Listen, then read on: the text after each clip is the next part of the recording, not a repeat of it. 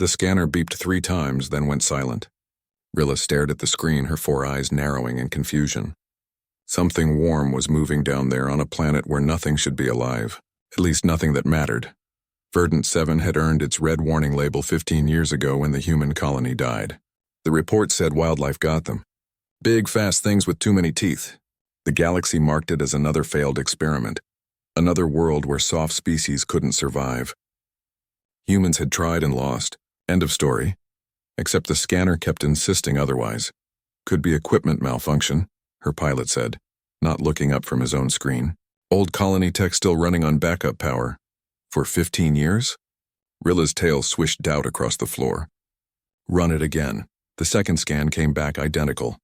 Heat signatures, movement patterns, something alive and active near the ruins of the main settlement. Rilla made her decision. Prep the survey shuttle. I want eyes on whatever that is. 2 hours later, she stood in knee-high grass that had swallowed the colony's landing pad. Her crew spread out in a standard search pattern. Weapons ready but not raised. The air smelled green and alive, full of pollen and the buzz of insects. Pretty planet if you ignored everything that wanted to kill you. The first clue appeared 30 meters from the old administration building. Someone had built a fire pit recently used. Ash still held yesterday's warmth. Around it, small footprints pressed into the dirt. Very small. Captain. Her xenobiologist, a careful creature named Fen, pointed at a nearby tree. Mark scored the bark in a deliberate pattern. Tool use, recent. See how the sap hasn't fully dried? More signs followed. A shelter woven from branches, sized for something child height. A water collection system made from salvaged colony plastic. Snares set along what looked like game trails. Everything crude but functional, built by hands that understood survival. Then they found the garden. Rows of vegetables grew in tilled soil, protected by a fence of sharpened sticks. Not random growth, planned agriculture. Rilla felt her stomach tighten. The scanner hadn't lied. Someone lived here, someone small and clever and very much not supposed to exist. Movement. One of her security team whispered. Tree line, 40 meters. Rilla turned slowly, hands open and empty at her sides. A figure emerged from the shadows between trees. Small bipedal. Wearing clothes that had been repaired so many times they were more patch than original fabric. Dark hair tangled past narrow shoulders. Large eyes watched them with the steady gaze of a predator evaluating threats. Human. Female. Young. Maybe 8 or 9 standard years. Scars marked her brown skin in thin white lines. Old injuries healed without medical care. She carried a stick sharpened to a point, holding it with the ease of long practice. Hello? Rilla said in Galactic Common, pitching her voice soft. We're not here to hurt you. Do you understand me? The child tilted her head, studying them. Then she made a sound low in her throat. Not quite a whistle, not quite a hum. A signal. Something moved in the undergrowth. Fen's scanner chirped alarm. Captain, biosign approaching fast, mammalian. Aggressive posture indicators. The creature that emerged made Rilla's training scream danger.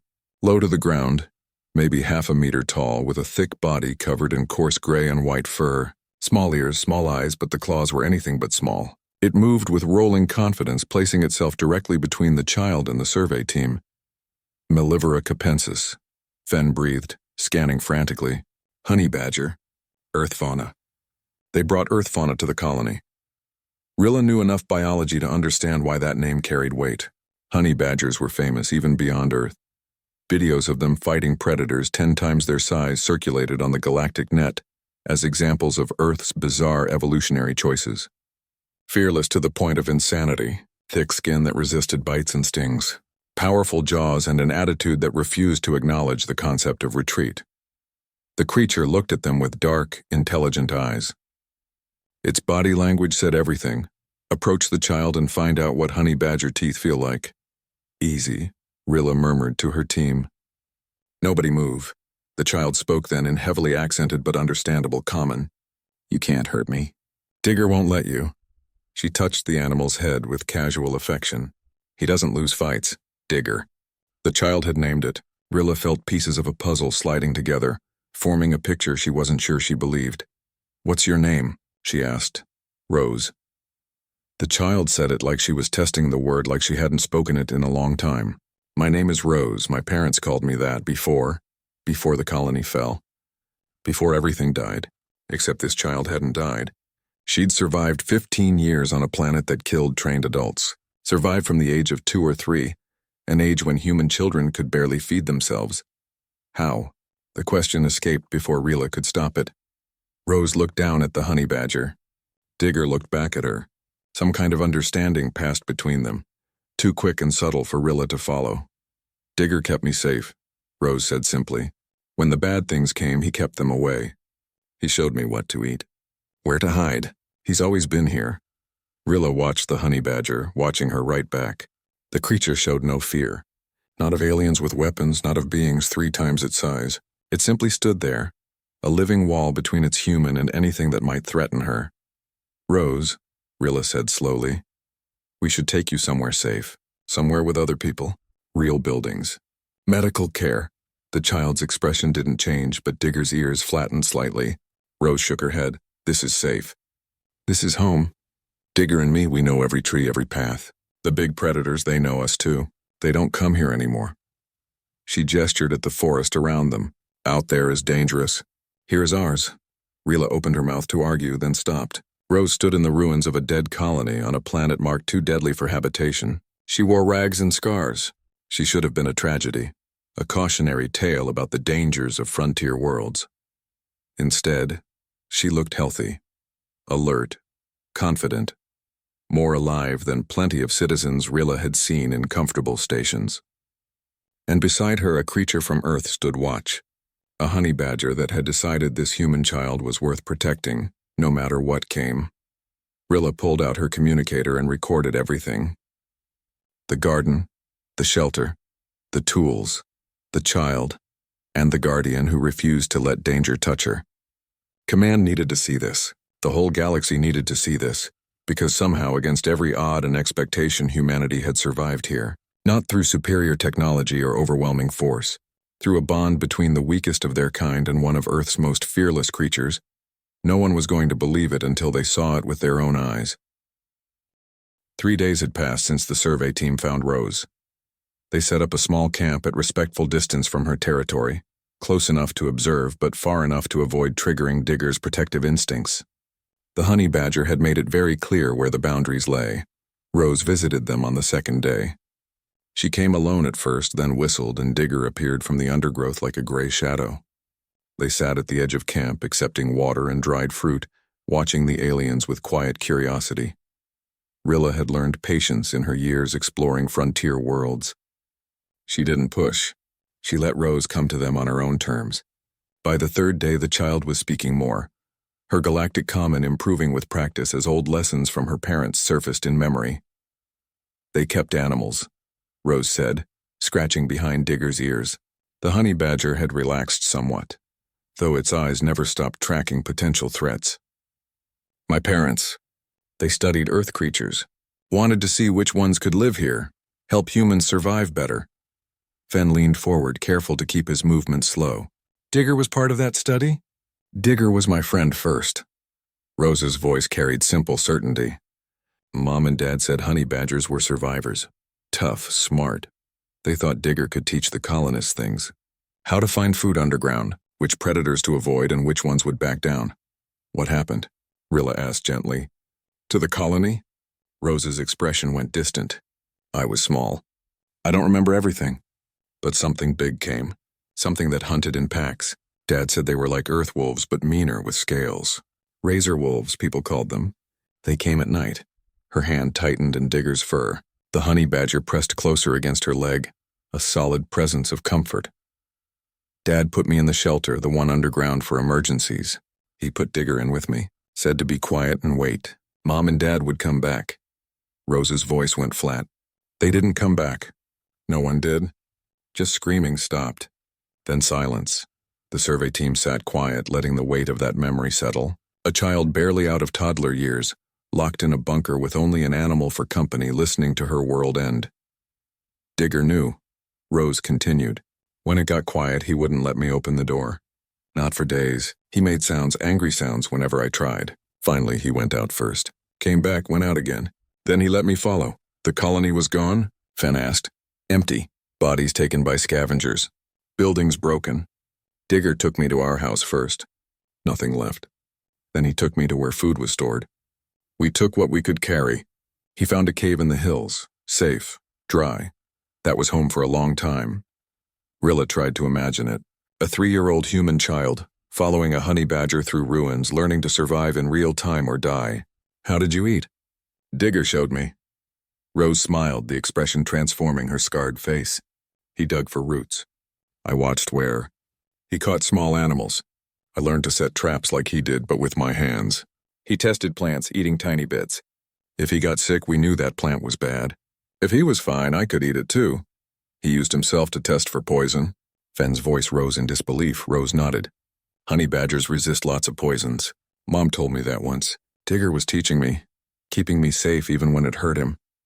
Digger made a low huffing sound as if embarrassed by the attention. He stood and waddled a few steps away, sniffing at the camp supplies with professional interest. The predators, Rilla said. How did you survive them? Digger fought them. Rose said it like discussing weather. Everything that came close he fought. Didn't matter how big. He'd go for the eyes, the nose, the soft parts. Make them bleed. Make them hurt. Make them remember. She pointed to a scar on Digger's shoulder, barely visible under thick fur. Razor Wolf got him once. Just once, Digger tore its throat. The wolf pack learned after that. They don't come to our territory anymore. The survey team exchanged glances. They'd read reports about Verdant 7's apex predators. Razor wolves hunted in coordinated packs, taking down prey much larger than themselves. They'd wiped out a colony of 100 armed humans. Yet this animal, weighing maybe 10 kilos, had taught them to stay away. He doesn't always fight, Rose added. Sometimes he just stands there. Just looks at them. They turn around and leave.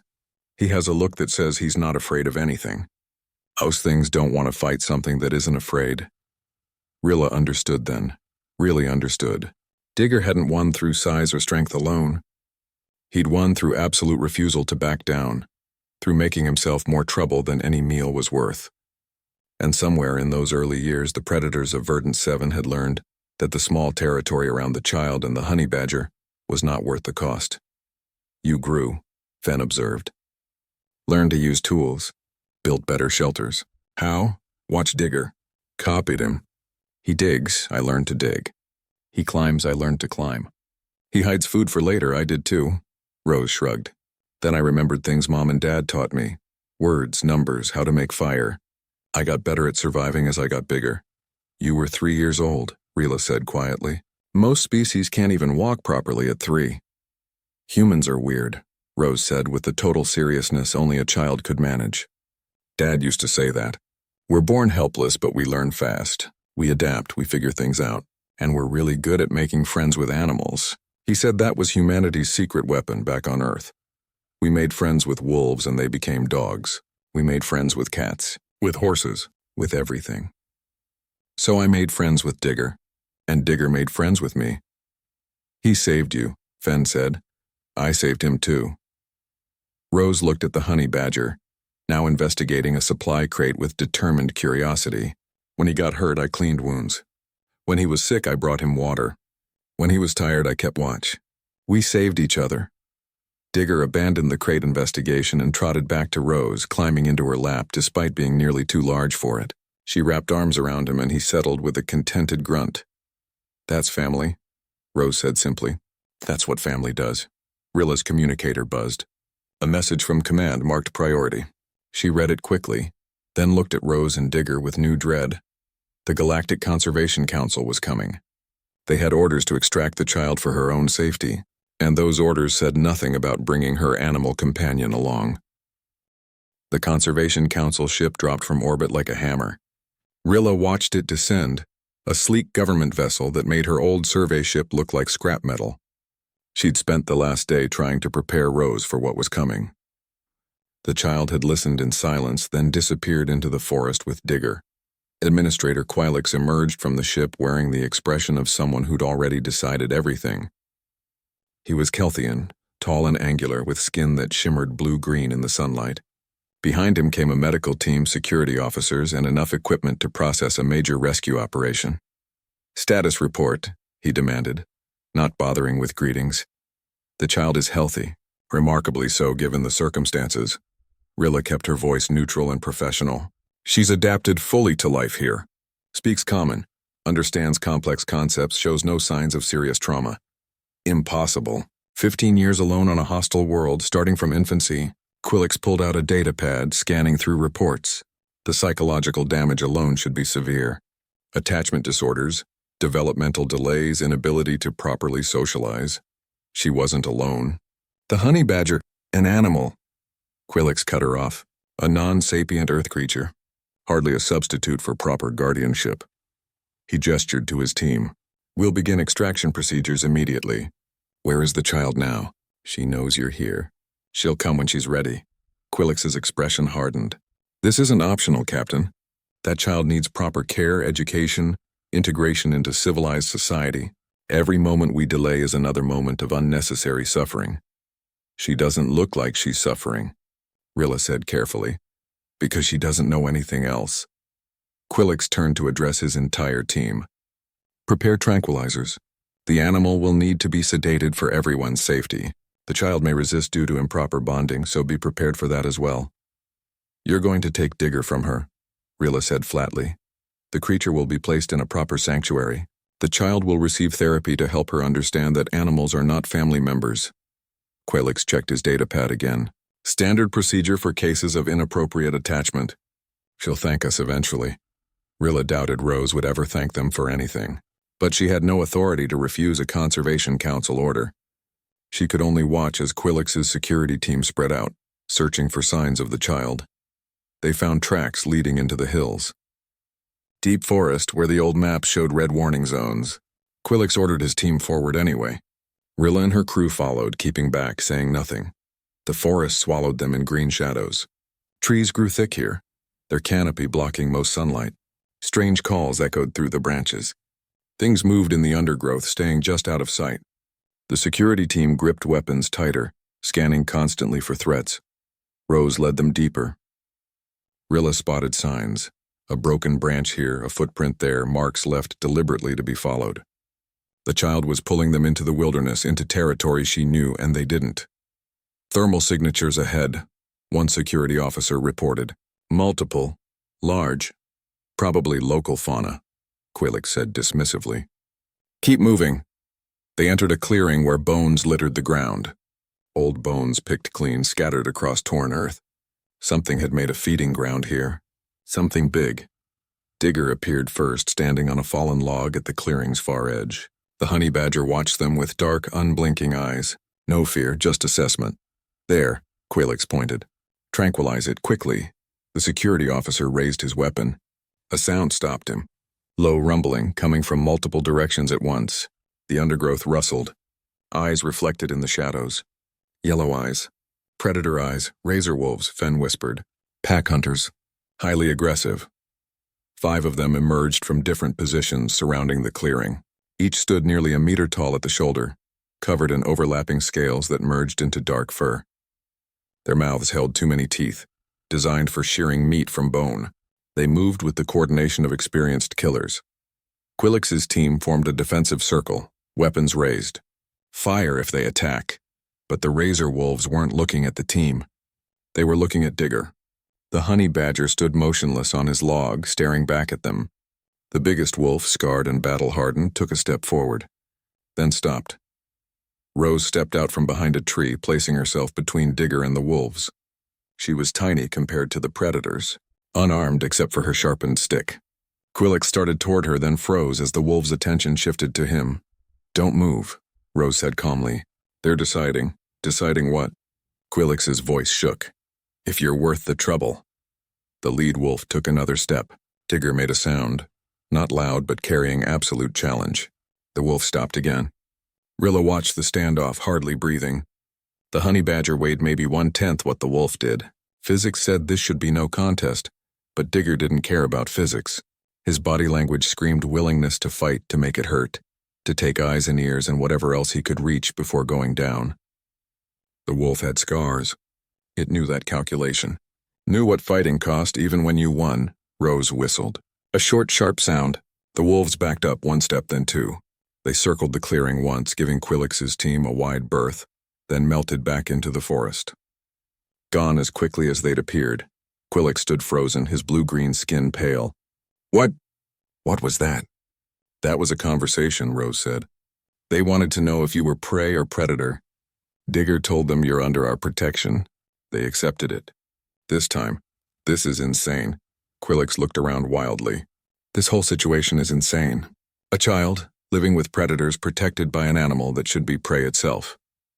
Digger isn't prey. Rose walked to the honey badger, picking him up. Digger doesn't lose. The wolves learned that a long time ago. So did the serpent bears. So did the cliff cats. Everything here learned. You can't stay here, Quillick said, but his voice had lost its certainty. It's too dangerous. It's only dangerous if you don't understand it. Rose held Digger close. This is my home. I know every path, every water source, every den and nest. The predators know me. Some avoid me. Some ignore me. Some respect me.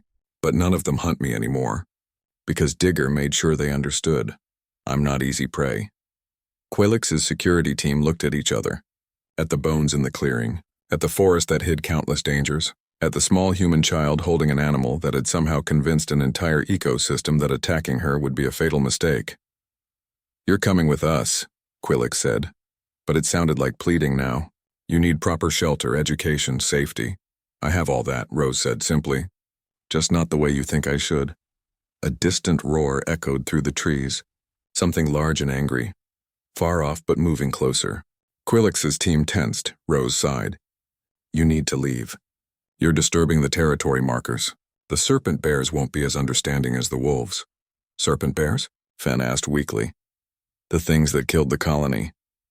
Rose started walking back toward the camp, Digger in her arms. They're bigger, meaner. And they don't listen to Digger's warnings as well. You've got maybe 10 minutes to get out of their range. Quillix opened his mouth to argue. Another roar sounded closer now. Heavy footfalls shook the ground. He closed his mouth and started moving, his team scrambling after Rose. They made it back to the ships with minutes to spare. Behind them, something massive crashed through the undergrowth, claiming its territory, warning intruders away. It didn't chase them. It didn't need to. The message was clear enough. Quillix sat in his ship's common area, staring at nothing. Rilla joined him, saying nothing for a long moment. She saved us, he finally said. That child saved our lives out there. She did. She shouldn't be able to do that. She should be helpless, traumatized, broken. She's not. Quillix looked at Rilla with eyes that had seen comfortable certainties crumble. What do we do? Before Rilla could answer, her communicator screamed priority alert. She answered, then went pale. Poachers. She said quietly. Someone leaked the story. They're coming for Rose and Digger. Rare specimens, they're calling them. Worth millions to private collectors. Quillix's expression went hard. How long? 2 days. Maybe 3. He stood up, something new settling into his posture. Not the bureaucrat who'd arrived. Something else. Then we have 2 days to figure out how to protect them. Both of them. The poacher ship came in dark without transponder signals or proper registration. Rilla's sensors caught it anyway. She'd been watching for exactly this kind of arrival. Slade the Vraken didn't bother hiding his intentions. His first transmission was simple. We're here for the specimens. Interfere and we'll file legal complaints. We have contracts from 3 collectors already. This is business. Rilla deleted the message without responding. She was done with procedure. Some things mattered more than following rules. Rose had vanished into the forest the moment the poacher ship appeared on sensors. Rilla didn't try to find her. The child would handle this her own way. Instead, Rilla positioned her crew at careful distances, ready to provide what help they could without making things worse. Quillix had stayed too. He'd filed emergency requests for backup, but help wouldn't arrive for weeks. They were on their own, facing a crew that specialized in capturing exotic creatures, professionals who knew how to trap and transport dangerous animals across the galaxy. They had no idea what they were actually hunting. The first poacher team went in at dawn, 6 of them heavily armed with nets and tranquilizer systems. They had tracker equipment tuned to human biosigns. They expected to find a scared child and her pet, confused by technology, easy to overwhelm. They found traps instead. Rose had spent 15 years learning Verdant 7's dangers. She knew which plants had thorns that caused paralysis, which ground looked solid but hid sinkholes, where the stinging insects built their nests. She'd turned her territory into a maze of hazards, each one natural enough to seem like bad luck. The first two poachers stumbled into a patch of numb vine. The plant's pollen worked fast, turning their legs useless. They called for help. While the team rushed to assist, Rose triggered a noise trap she'd built from scavenged colony equipment. The sound echoed through the forest, pitched perfectly to attract territorial cliff cats. 3 of the predators arrived within minutes, angry at the intrusion. The poachers forgot about their mission and focused on not getting mauled. They made it back to their ship, injured but alive. Barely. Slade studied the reports with cold calculation. She's smarter than expected. Fine, we adjust. The second team went in at night using thermal imaging and sound dampeners. Quieter, more careful. They tracked Rose's heat signature to her cave, moving in coordinated silence. Digger hit them from underground. The honey badger had been burrowing tunnels for years, creating passages throughout Rose's territory. He erupted from the earth directly beneath the lead poacher, claws and teeth finding every weak point in the alien's armor. Then he was gone, back underground before they could react. The team tried to follow. Bad decision. The tunnels were Digger-sized, too small for adult aliens. They got stuck, had to retreat, and found themselves walking in circles. Rose had marked false trails everywhere, signs that led nowhere or into danger. By the time they made it back to their ship, dawn was breaking and they'd accomplished nothing except exhausting themselves. Impossible, Slade hissed, watching his teams limp back defeated. It's one human child and an animal. We have superior weapons, training, numbers. His second-in-command, a cautious creature named Vril, studied the tactical reports. The child knows terrain we don't. The animal fights in ways our sensors can't track, and the local wildlife seems to help them. Wildlife doesn't help, Slade snapped. It's coincidence. Bad luck, is it? Vril pointed at the data. Every time we enter certain areas, predators appear. Specifically when we're vulnerable. The child is using this world as a weapon. Slade refused to accept it. He'd captured specimens from 100 dangerous planets. This was just another job, another prize. He wouldn't be beaten by a child. The third attempt came with overwhelming force. Slade took his entire crew, 20 trained hunters, and went straight for Rose's cave. No subtlety, just raw numbers and firepower. They'd tranquilize everything that moved. Sort it out later. They found the cave empty. Rose had abandoned it hours earlier, leaving behind false signs of occupation. While Slade's team searched the empty den, Rose was moving through the forest toward their ship, Digger at her side. Rilla watched through her ship's external cameras as the child approached the poacher vessel. Just walked up to it casual as anything. The skeleton crew left behind saw her on monitors and relaxed. One small human. They could handle it. They opened the bay door, nets ready. Rose stopped just outside within easy range. Digger sat beside her, calm and patient. The poachers advanced. Rose whistled. The forest exploded with movement. Razor wolves emerged from every direction. Not attacking, just appearing. Surrounding the ship. Surrounding the poachers who'd foolishly left their protective vessel. The predators sat down in a loose circle, watching with hungry eyes. Go back inside, Rose called to the crew in clear galactic common. Right now. Before they decide your food. The crew ran. The bay door slammed shut. Through the ship's external speakers, Slade's voice crackled with fury. What is this? How are you controlling those creatures? I'm not, Rose said simply. But they know me. They know Digger. We've lived here longer than your ship has existed. This is our territory. You're trespassing. The razor wolves shifted position, moving closer to the ship. Not threatening yet, just present. Making it very clear that leaving the vessel would be a fatal mistake. Slade tried bluster. We'll just take off. You can't stop a ship. You'll abandon your crew in the forest, Rose pointed out. The ones searching my cave. Can you find them before nightfall? Before the serpent bears start hunting? Silence from the ship. Slade was calculating, weighing options. His crew was scattered in hostile territory, led on a false trail by a child. Bringing them back would take hours. Hours of exposure to predators that had already proven willing to attack. Or, Rose continued, you could leave, all of you, right now. Call your crew back, load them up, and go. I won't follow. The wolves won't attack during your retreat.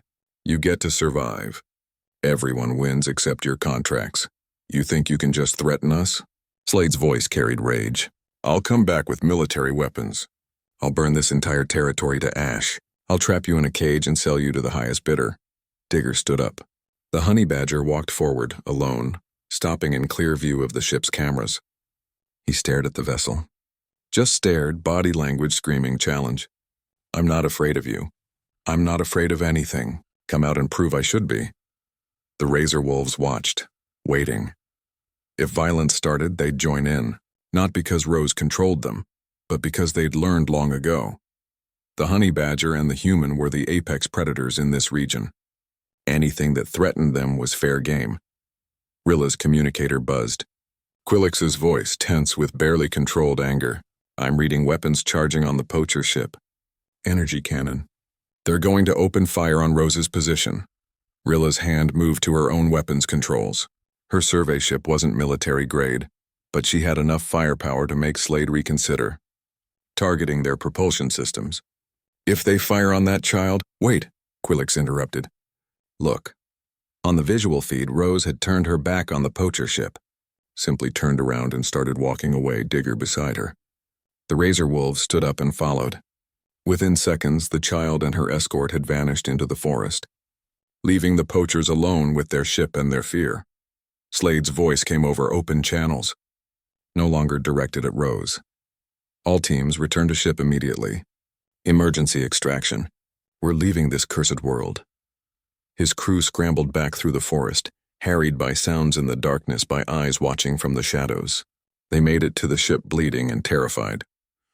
The poacher vessel lifted off with damaged pride and 0 prizes. Quillix joined Rilla in watching the ship disappear into orbit. She didn't fight them. She didn't have to. Rilla pulled up the recordings. She just reminded them where they were.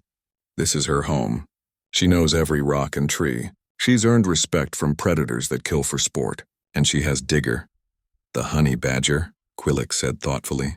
It just stood there. Didn't attack, didn't retreat, just stood and stared. "That's what honey badgers do," Rilla said quietly. "They don't back down ever. Every predator here has learned that lesson." Now the poachers learned it too. They sat in silence, processing what they'd witnessed. A human child, 8 years old, had defeated a crew of professional hunters, not through weapons or technology, through intimate knowledge of her world and an unshakable partnership with a creature that refused to acknowledge the concept of surrender. Finally, Quillix spoke. "We can't take her from here. Can we?" "No," Rilla agreed. "We can't. So what do we do?" Before either could answer, Rose appeared on their ship's external cameras requesting permission to board. When they opened the airlock, she climbed inside with Digger in her arms. "Thank you for not shooting them," she said simply. "Killing is for when there's no other choice." They had a choice. They chose wrong, but they get to live with it. Quillix stared at the child who just taught trained killers about mercy. "Rose, I need to ask you something." "What do you want?" "Really want?" Rose considered the question with the seriousness it deserved. Finally, she answered, "I want to stay here with Digger, but I also want to learn, to know things my parents would have taught me, to understand the galaxy better." "Can I have both?" Quillix looked at Rilla. Rilla looked back. Both were thinking the same thing. Maybe there was a way. Maybe they could build something new here, a place where Rose could grow up wild and educated, free and protected. "Let me make some calls," Quillix said. "I think I know someone who can help." Dr. Halim arrived 3 weeks later on a research vessel filled with prefabricated building components and enough scientific equipment to stock a small university. She was a xenoanthropologist who'd spent 40 years studying human diaspora populations. When Quillix sent her the reports about Rose, she'd dropped everything and come immediately. "Extraordinary," she kept saying, walking through Rose's territory with the child as guide. Digger shadowed them, no longer hostile but still watchful. "Absolutely extraordinary." Rose showed her the garden, the water systems, the tool caches hidden throughout the forest. She explained how seasons changed the predator movements, which plants bloomed where the safest paths lay. Dr. Halim recorded everything, asking questions that Rose actually enjoyed answering. "You've created a functional survival system from salvaged technology and natural resources," the doctor said, examining a trap Rose had built from colony wire and local wood. "Most adult humans couldn't do this." "How did you learn?" "Watch Digger mostly," Rose shrugged. "He's good at figuring things out." Then I copied him and made it work for human hands. Digger was currently investigating a sample case Dr. Halim had brought, trying to figure out if it contained anything edible. When he determined it didn't, he lost interest and waddled over to a fallen log, flipping it over with surprising strength to expose the grubs underneath. He ate a few, then looked at Rose and chuffed. "He's sharing," Dr. Halim observed. "That's significant social behavior. He always shares." Rose walked over and collected some grubs into a container she'd woven from grass. "When he finds good food, he makes sure I know. When I find good food, I make sure he knows. That's how it works." Over the next week, Dr. Halim interviewed Rose extensively. Not interrogation, just conversation. She asked about feelings, memories, dreams. She tested Rose's language skills, mathematical understanding, reasoning ability. The results painted a complex picture. "She's behind in formal education," Dr. Halim told Quilix and Rila in private. No surprise there. "But she's advanced in practical knowledge, problem-solving, and emotional regulation. Her language skills are recovering quickly, now that she has regular conversation. Cognitively, she's completely sound." "What about trauma?" Quilix asked. "Present but processed in her own way. She knows her parents are dead. She grieves them, but she doesn't blame herself, and she's built a life that honors their memory." The honey badger provided crucial emotional stability during her developmental years. Dr. Halim paused. "I've never seen anything quite like their relationship. It's beyond simple pet bonding." "They're family," Rila said. "Yes, and separating them would be genuinely harmful to both. The honey badger has invested years in Rose's survival and well-being. Rose has structured her entire existence around their partnership. Breaking that bond would be cruel and unnecessary." "So she stays here?" Quilix still struggled with the idea, though he'd come to accept it. "With support," Dr. Halim said firmly. "I'm proposing a research station, small, non-intrusive, a place where Rose can access education, medical care, and social contact while maintaining her lifestyle. She could learn at her own pace, receive health monitoring, have teachers when she wants them, solitude when she needs it. And Digger? Full access to the facility. He'd have his own space, his own territory. No cages, no restrictions. He'd be treated as Rose's guardian and partner, because that's exactly what he is." The proposal took shape over weeks of planning, a modular building that could be expanded as needed. Solar power, water recycling, communications equipment, a small medical bay, living quarters for rotating staff. Most importantly, no walls or fences. Rose could come and go freely. This was her territory, and the station would exist within it, not impose upon it. Rose watched the construction with cautious interest. She'd approved the location, a clearing that wasn't part of any predator's prime territory. Workers came and went carefully, always aware they were guests in a dangerous place. Digger inspected the work regularly, making sure nothing threatened his domain. When the station was complete, Dr. Halim gave Rose a tour.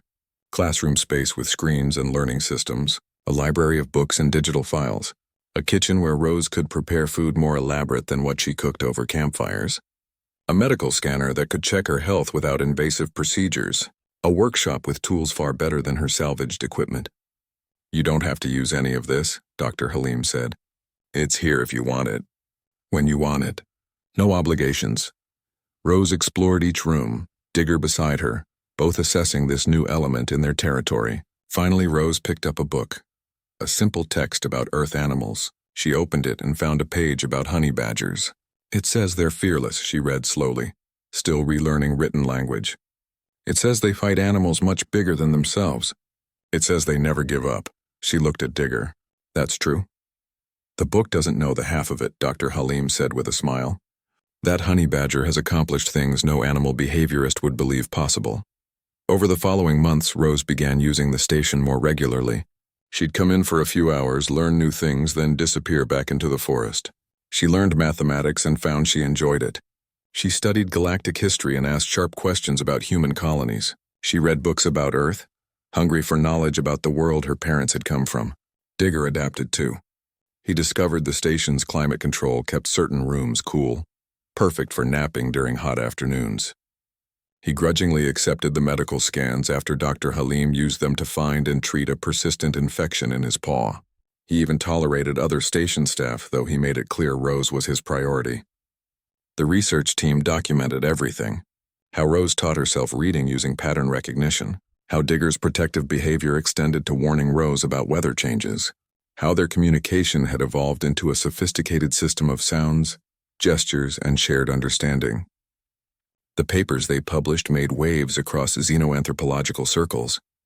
Then the human remnant fleet heard about it.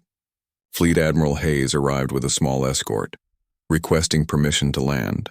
She came with respect, not authority, asking to meet the child who'd survived alone on a death world from the age of 3. Rose agreed to meet her, curious about other humans. The Admiral was older, scarred, her hair gray but her eyes sharp. She looked at Rose with something like wonder. "I read the reports," Hayes said. "I didn't believe them. I thought they must be exaggerating. But here you are." "Here I am," Rose agreed. "Do you know what you represent?" Hayes leaned forward. "Humanity has been struggling. We're scattered, we're pitied, we're seen as weak.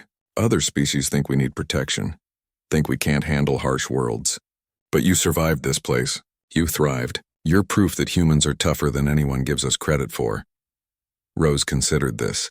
"I survived because of Digger." "You survived because you learned, adapted, and made an impossible partnership work. That's human strength." Hayes pulled out a data pad. "I want you to come to the fleet, meet other humans. Show them what's possible. Inspire them. You want me to leave?" Rose's voice went flat. "I want you to help save humanity's reputation.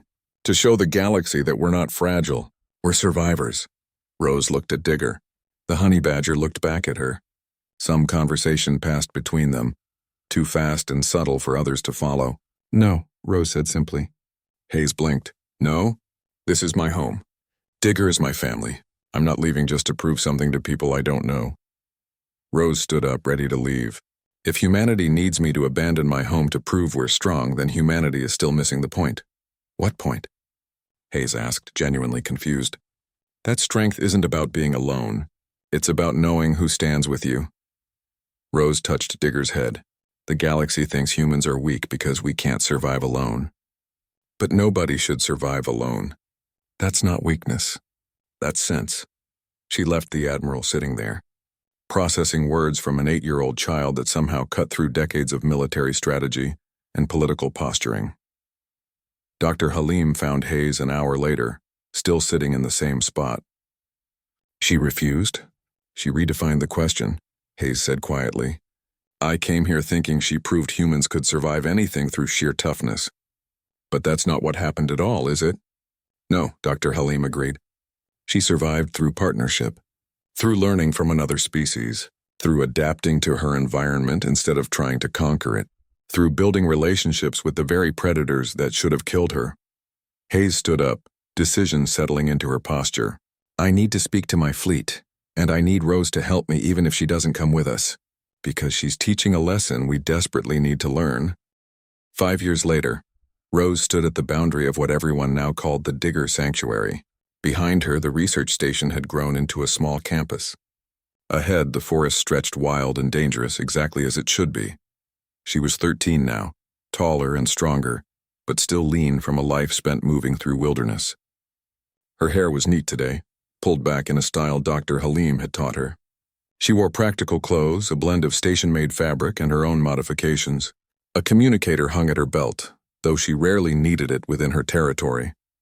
Digger walked beside her, moving slower than he used to. 8 years was old for a honey badger, and he'd lived those years hard. Gray had spread through his fur. Scars marked his body like a map of every fight, every protection, every moment he'd stood between Rose and danger. But his eyes were still sharp, still watchful, still utterly fearless. There, Rose pointed to a group of young humans exploring under supervision near the forest edge. "That's the 4th training group this month." Dr. Halim, walking on her other side, smiled. "The program's become popular. Parents want their children to learn what you know: self-reliance, environmental awareness, practical survival skills." The human remnant fleet had funded the program after Admiral Hayes returned with Rose's message. Not a message of human superiority, but of human adaptability. The ability to learn from other species, to partner rather than dominate, to thrive by understanding rather than conquering. Young humans came to Verdant 7 for months at a time. They learned to read terrain, to respect predators, to work with the environment instead of against it. They learned from Rose, who taught with patient directness, always emphasizing, survive smart, not just tough. Some came from comfortable stations and struggled. Others came from harsh colonies and found Rose's methods familiar. All of them left changed, carrying knowledge that spread through human communities across the galaxy. The Kelthian Council is requesting a similar program, Dr. Halim mentioned. They want their youth to learn environmental adaptation. They're willing to fund an exchange program. Rose nodded. If they respect the rules. No weapons inside the sanctuary. No hunting without need. Respect the Predator's territories. They've agreed to everything. Dr. Halim paused. Rose, you're changing how the galaxy sees humans. Not as weak creatures needing protection, but as partners who understand cooperation. I'm not doing anything special. Rose bent to check Digger's pace.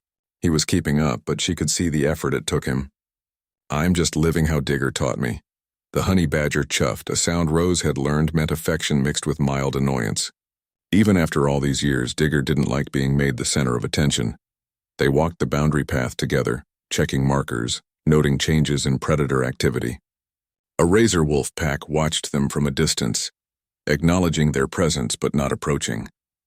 The serpent bears had learned to avoid this territory entirely, after years of Digger making it clear they weren't welcome. Even the cliff cats, usually aggressive, gave Rose and Digger space. They remember, Dr. Halim observed. After all this time, they still remember not to challenge you. They remember Digger, Rose corrected. I'm just the human he decided to keep. They respect his choice, but that wasn't entirely true anymore. Rose had earned her own reputation. She'd lived here longer than most predators' lifespans. She knew the territory better than anything except maybe Digger. She'd become part of the ecosystem, a permanent fixture that other creatures adapted to rather than challenged. That evening, Admiral Hayes arrived for one of her regular visits. She'd become something like a mentor to Rose, teaching her about galactic politics, human history, the complex web of alliances and conflicts that shaped civilization. In return, Rose taught her about ecosystem dynamics, sustainable living, and the value of patience. I have news, Hayes said over dinner in the station commons. The Galactic Conservation Council is proposing Verdant 7 as a protected research world. Permanent status. Limited access. Full support for your educational programs. Rose looked up from her meal. What does that mean for the predators? No hunting. No resource extraction. No colonization.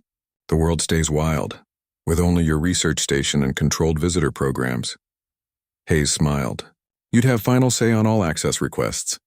Digger and I approve all access, Rose said firmly. Both of us, not just me. Hayes didn't even blink at negotiating terms with a honey badger. She'd learned better. Of course, the proposal specifically mentions Digger as co-guardian of the sanctuary. Legally recognized, Dr. Halim pulled up a holographic document. It's unprecedented. An animal with legal standing. But then Digger's not really just an animal anymore, is he? Rose looked at her old friend, her protector, her family. Digger was dozing in a corner, his favorite spot where he could watch all entrances. Even in sleep, he remained alert to potential threats. That had never changed. He's Digger, Rose said simply. He's always been exactly who he needed to be. The weeks that followed brought delegations from across the galaxy. Scientists wanting to study the human honey badger bond. Educators interested in the training programs. Conservationists eager to learn how Rose had achieved balance with such dangerous wildlife. Even artists came wanting to capture the story of the child and her guardian.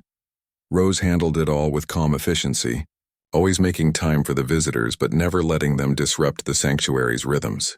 She gave interviews, accepted awards, listened to praise and criticism with equal patience. But every evening she returned to the forest with Digger, walking the paths they'd walked for years, maintaining the territory that was truly home. One night, under a sky full of stars, Rose sat on their favorite overlook. Digger lay beside her, his head on her lap, breathing slow and deep. They could see the research station from here, lights glowing warm in the darkness. Beyond it, the forest stretched in every direction, alive with sounds and movement. We did something good, didn't we? Rose asked quietly. Mom and Dad would be proud. Digger didn't answer in words. He never had, but he pressed closer against her, his warmth and weight a constant reminder. I'm here. I'll always be here. Nothing will hurt you while I watch. In the forest below, a razor wolf howled. Others answered, their chorus echoing across the hills. Not hunting calls. Territory songs announcing presence and position. The serpent bears stayed silent in their dens. The cliff cats prowled their usual ranges. Everything in balance, everything in its place. And at the center of it all, a girl who'd grown up wild and a honey badger who'd refused to let her die. Partners. Family. Proof that strength came in many forms, and the fiercest protection often came from the smallest, most determined guardians. Rose eventually dozed off there on the overlook. Digger stayed awake, watching the forest, watching the stars, watching over the human who'd become his purpose. His body was old and scarred, but his spirit remained unbroken. No beast dared attack while he stood watch. They'd learned that lesson long ago. When dawn came, Rose woke to find Digger still alert, still protective, still absolutely fearless. She hugged him gently, careful of his old bones. "Come on," she said. "We've got a new group of students arriving today. Time to teach them what real survival looks like." They descended the hill together, moving through a territory that knew them as well as they knew it. Behind them, the sun rose over Verdant 7, illuminating a world that had tried to kill a small human child, and instead became her home. A world that had challenged a honey badger to protect the impossible, and watched him succeed through sheer refusal to accept defeat. The research station came alive with activity. Students gathered, eager to learn. Teachers prepared lessons. Visitors arrived from distant stars. But none of them were the real teachers. That honor belonged to Rose and Digger, who'd proven that survival wasn't about being the biggest or strongest or most advanced. It was about knowing who stood beside you, about learning from those different than yourself, about adapting, partnering, and refusing to surrender even when everything said you should. The galaxy had learned that lesson from a human child and an Earth creature who'd decided she was worth protecting. They'd changed human reputation across 1,000 worlds. They'd inspired new philosophies of cooperation and mutual respect. They'd built something that would outlast them both. But that morning, walking toward another day of teaching, Rose wasn't thinking about legacy or reputation. She was thinking about breakfast, about the lesson plan for the new students, about whether Digger's paw was bothering him again. She was thinking about simple things, practical things, the kind of thoughts that had kept her alive since she was 3 years old. Behind them, the forest watched. Predators and prey, hunters and survivors, all part of an ecosystem that had learned to include 2 more creatures in its balance. No beast dared attack this territory, not because of fear but because of something deeper. Respect earned over years of coexistence, understanding that some boundaries were worth honoring. And in the center of it all, the honey badger stood watch as he always had, as he always would. Fearless, loyal, undefeated. Exactly as Rose's parents had hoped when they put him in that bunker all those years ago, trusting him to keep their daughter alive until they returned. They'd never made it back, but Digger had fulfilled their trust beyond anything they could have imagined. He'd saved Rose, he'd raised her. He'd taught her, he'd protected her, and in doing so he'd helped save humanity's future too. Not bad for a 20-pound animal who'd never learned that some fights were supposed to be impossible to win.